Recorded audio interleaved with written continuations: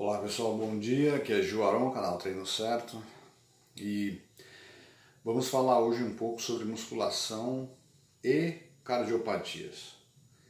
Uma pessoa que tem um problema no coração, ele pode fazer musculação? Sim, ele pode sim. Claro que não é qualquer profissional vai poder atendê-lo, né? A pessoa tem que ter um mínimo de noção, e o ideal é que tenha mais do que um mínimo de noção, que tenha experiência em trabalho com pessoas com cardiopatias. O que acontece quando uma pessoa tem algum tipo de problema coronariano e ele vai fazer musculação? Bom, a musculação, ela, como eu já falei em outros vídeos, né? Ela causa uma massagem coronariana, ela promove uma massagem coronariana. Então, por exemplo, o sujeito está lá, né, o paciente está sentado dentro do leg press, os pezinhos para cima, né, a circulação dele já está sendo favorecida, né, o retorno do sangue venoso já está sendo favorecido. Aí ele pega e vai, enche o pulmão de ar, empurra, destrava, desce, sobe, solta o ar.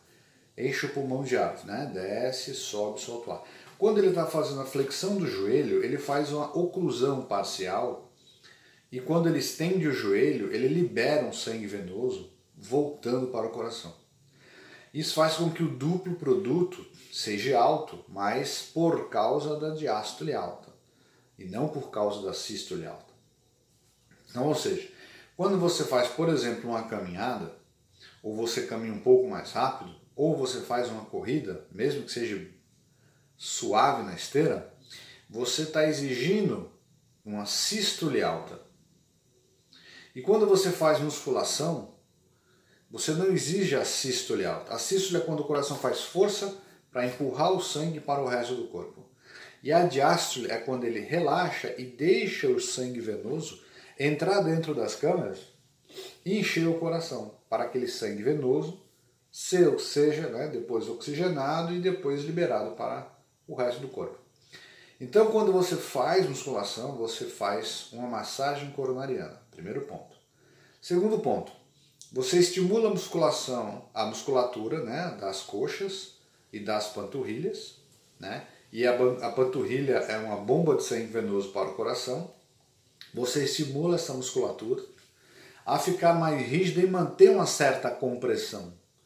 Esta compressão ajuda no retorno do sangue venoso para o coração. Então isso aí já evita pé inchado, veia estourada, né? Uma pressão alta.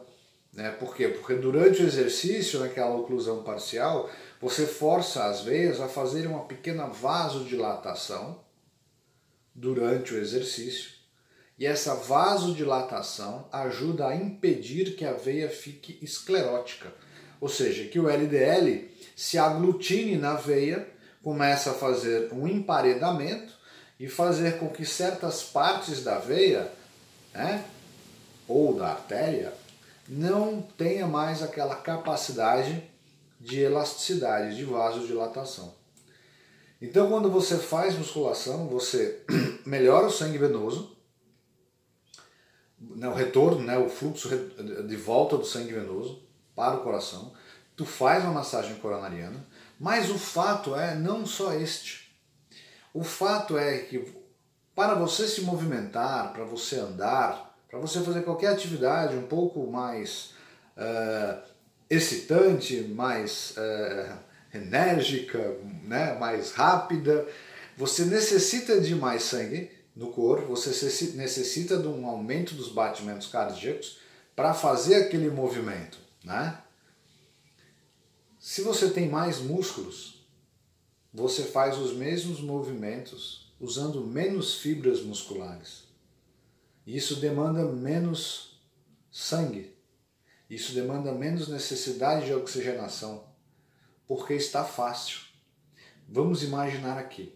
Eu pego uma barra de 100 quilos, encho o pulmão de ar, empurro, solto o ar. Encho o pulmão, desço, empurro, solto o ar. Eu necessito de uma certa demanda, de uma certa força.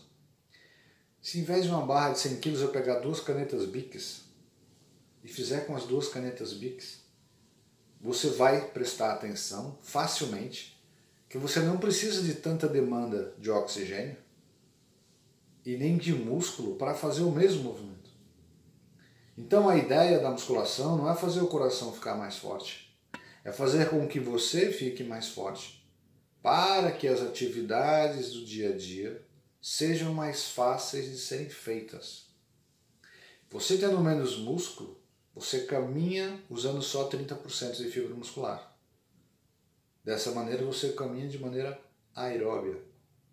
Se você tem pouco músculo, você vai usar mais de 30% de fibra muscular e você começa a andar de uma maneira anaeróbia.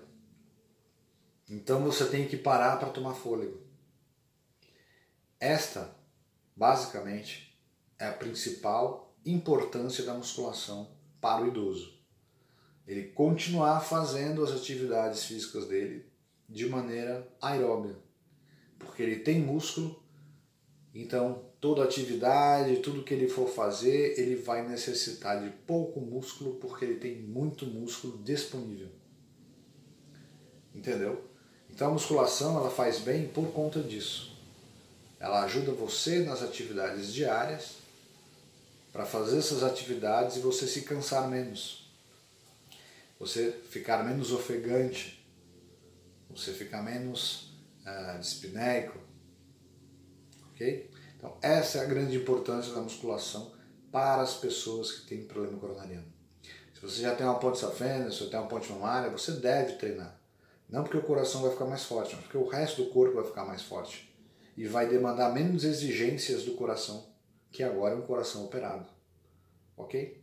Eu espero que isso tenha ficado claro, né? Eu tentei deixar o menos técnico possível, o mais simplório possível, mas é exatamente isso que acontece. Né? Nu e cruamente, é exatamente isso que acontece. A pessoa mais forte utiliza pede menos esforço do coração e aí você consegue fazer qualquer atividade demandando menos força e aí o coração fica mais tranquilo para trabalhar. Sem contar que durante a atividade de musculação você tem aquela massagem coronariana, você tem aquele retorno do fluxo do sangue venoso, você tem aquela força que faz com que as artérias continuem a ter a propriedade de elasticidade. E tudo isso ajuda num contexto geral para inibir outros problemas coronarianos, outros problemas de circulação. Beleza? Espero ter sido útil. Se você gostou, por favor, divulgue esse vídeo. Né? E outra coisa muito importante também, quanto fazer musculação de maneira suave. O que é suave para você pode não ser suave para mim, pode ser pífio. E o que é suave para mim pode ser muito difícil para você. Então a palavra suave, ela tem que estar junto com o bom senso do professor e com a especificidade do aluno. Vou dar um exemplo para vocês. Eu tinha um aluno de 73 anos de idade, fez musculação comigo desde os 70 anos de idade, ele fazia, né? E ele já era pós-safenado, ele tinha uma ponte safena, e ele trabalhava numa determinada frequência de batimentos cardíacos. Quem determina essa frequência de batimentos cardíacos é o seu cardiologista. Ele que fez a tua cirurgia, ele que abriu o seu peito, ele sabe o que você pode fazer. Ele vai fazer um teste de esteira com você. Nesse teste de esteira, que é um teste de esforço, ele vai saber o quanto você pode, o máximo que seu coração pode trabalhar. Dentro desse valor de teste de esforço, você faz um valor de segurança e você sempre vai trabalhar com esse valor, né, de batimento cardíaco dentro do limite de segurança. E agora, como é que vai ser esse aumento de carga? Meu colega, tem que ter sobrecarga. O aumento pode ser diário, semanal ou por sessão, mas deve ter um aumento de sobrecarga. Deve haver uma constância. O alongamento, se usa mais o alongamento dinâmico e não o alongamento estático.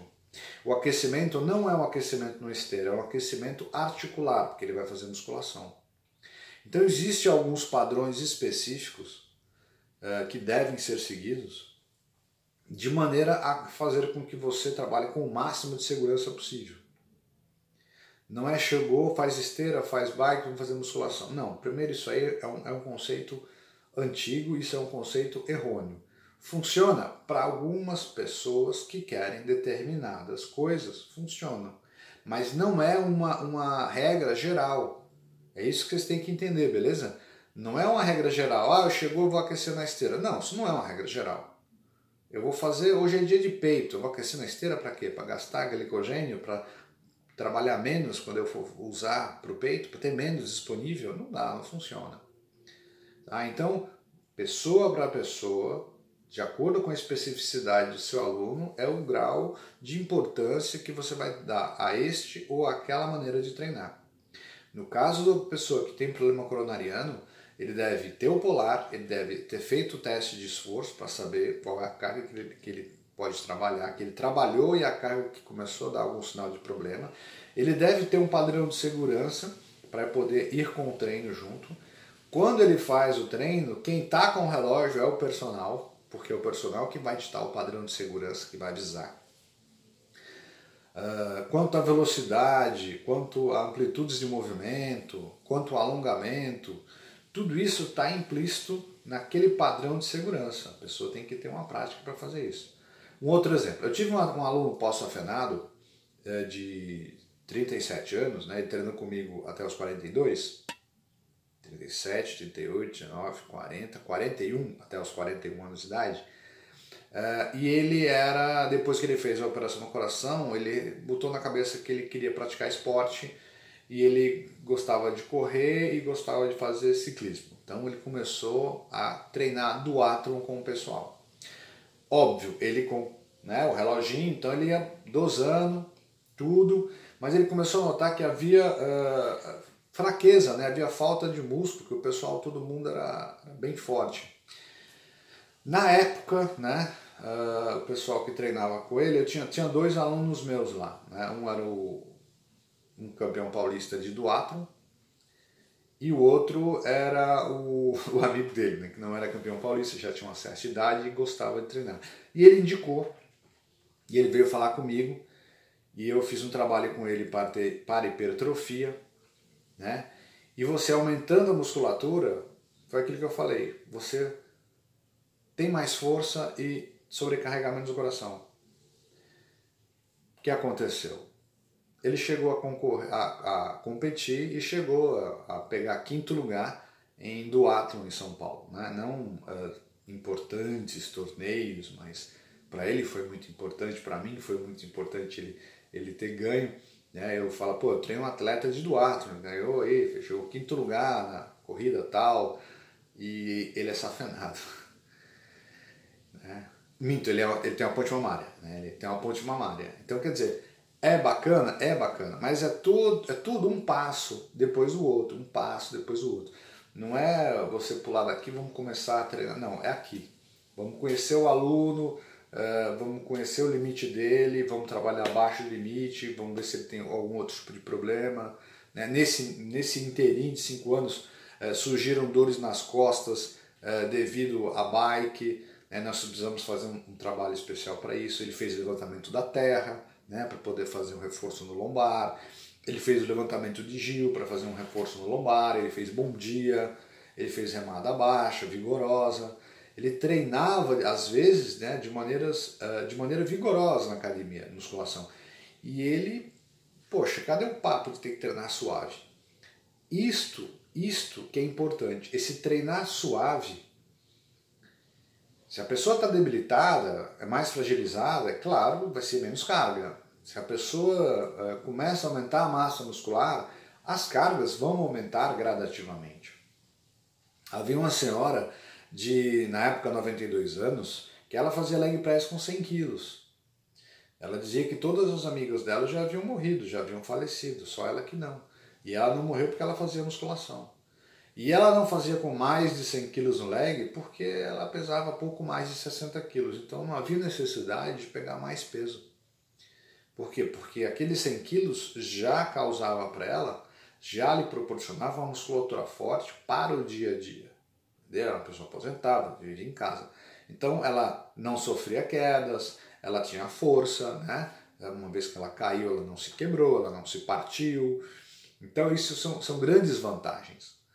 Então você tem que ter o bom senso de verificar qual é o nível de fragilidade do seu aluno. E mesmo que ele não tenha um nível de fragilidade acentuado, você deve trabalhar com ele, mesmo vindo do médico, Ele tem que vir do médico. Se é cardiopata, ele tem que vir do médico. Geralmente o cardiopata, ele, além de cardiopata, ele é hipertenso. Então você tem que ver, fazer uma anamnese, você tem que fazer uma fase de adaptação, e desta fase de adaptação você vai fazendo as mudanças para o treino e vai seguindo.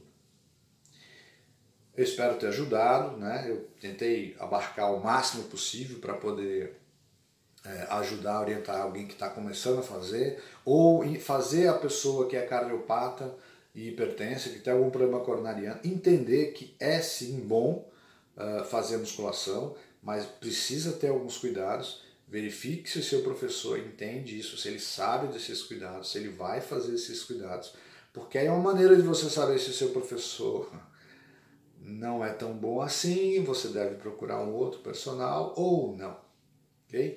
Se você gostou, por favor, assine o sininho, assine o canal, me siga nas redes sociais e divulgue o vídeo para mais pessoas entenderem, né, que é muito importante fazer musculação. Show? Forte abraço. Bons treinos.